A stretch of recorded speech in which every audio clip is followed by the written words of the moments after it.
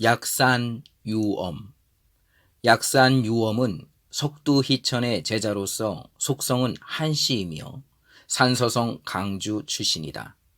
17세에 광동성의 해조율사에게 출가했으며 29세 때에 형학사의 희조율사에게서 구족계를 받았다. 그래서 처음에는 율종에 귀의하고 경론을 연구하여 교학성으로 명성을 크게 떨쳤고 계율 또한 엄하게 지켰다.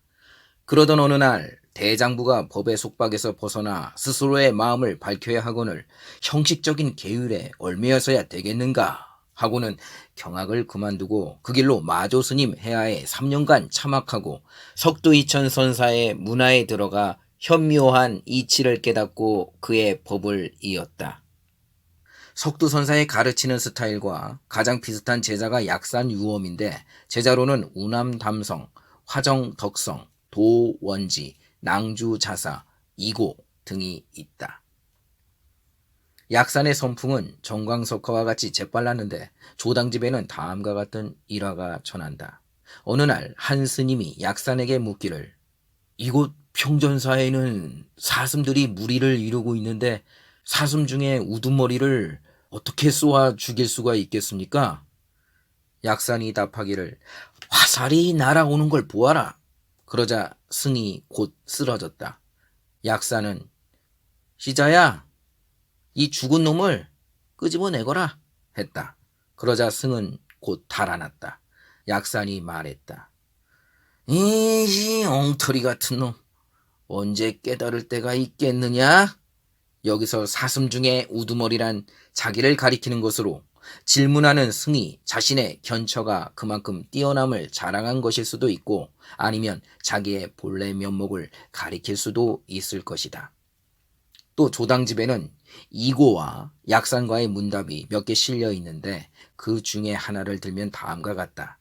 이고가 묻기를 개정해란 무엇입니까? 그러자 약산이 답하기를 저의 처소에는 그런 쓸데없는 물건은 없습니다.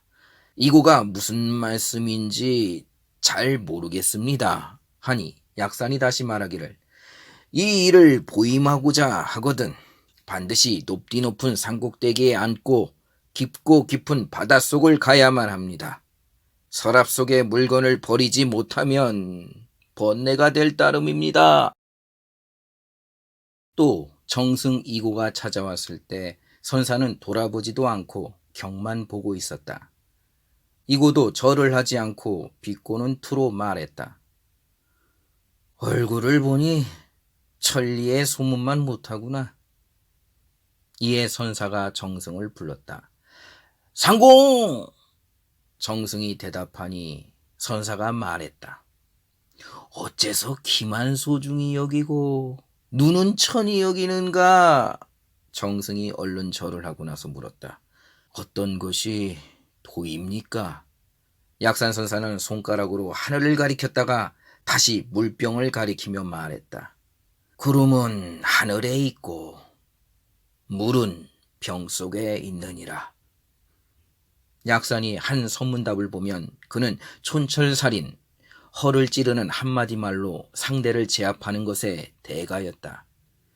약산선사는 경전을 깊이 공부한 뒤 결국 문자를 버리고 선문으로 전향하여 깨달음을 얻었지만 평상시에는 법화경, 열반경, 하엄경 등을 계속 보고 있었다. 그러나 주위의 제자들에게는 문자의 노예가 된다는 이유로 경전을 보지 못하도록 엄하게 단속하였다. 이를 이상하게 생각한 한 스님이 선사에게 대들었다. 남에게는 경을 못 보게 하시면서 스님은 왜 경을 보십니까? 나는 경을 눈앞에 놓았을 뿐 한 번도 읽은 일이 없다. 이에 그 스님이 얼른 따라서 말했다. 저희들도 스님처럼 경을 눈앞에 놓고 있으면 되지 않습니까? 이에 선사가 밖을 내다보며 말했다. 나는 눈앞에 놓았을 뿐이지만 너희들은 경을 눈앞에 놓으면 문자가 너희들을 보는 것을 어찌 막을 수 있겠느냐? 하루는 어느 스님이 자신의 경지를 은근히 자랑하며 당신은 어떤가? 라고 하자 약사는 절름거리거나 빗둘거리는 등 갖은 추태를 다 부리며 그런대로 세월을 보냅니다 라고 하면서 객승을 물리쳤다. 약산선사는 깨달음을 얻은 후로 절을 떠나 시골 외양간에 묻혀 살았다.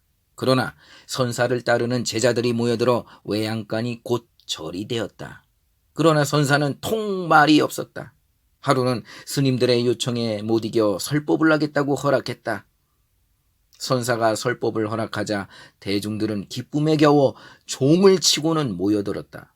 정작 대중이 모여들자 선사는 문을 꽝 닫아버리고 안으로 들어가 버렸다. 대중들은 화가 나서 소리쳤다. 스님, 설법을 허락하셔놓고 이제 와서 왜 그러십니까? 방 안에서 선사의 목소리가 들렸다.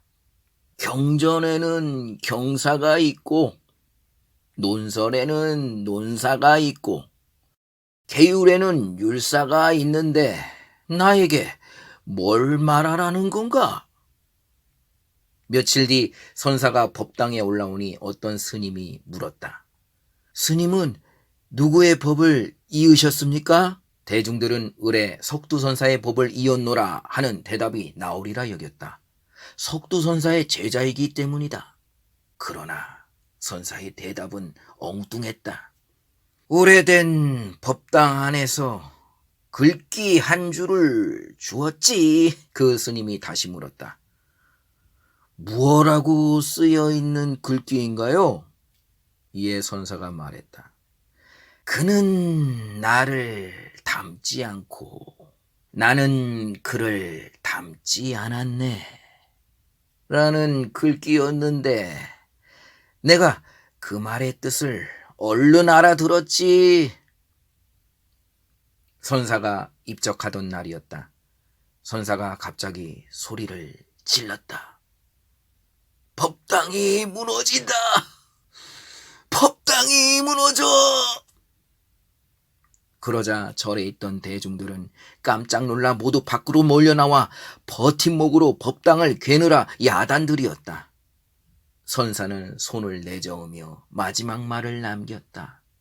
유엄은 예양의 약산에서 가르침을 펴서 약산선사라고 불리었다. 태화 8년 세수 84세로 입적하였고 입실 제자였던 충허가 원의 동우에 탑을 세웠으며 시호는 홍도 대사이다.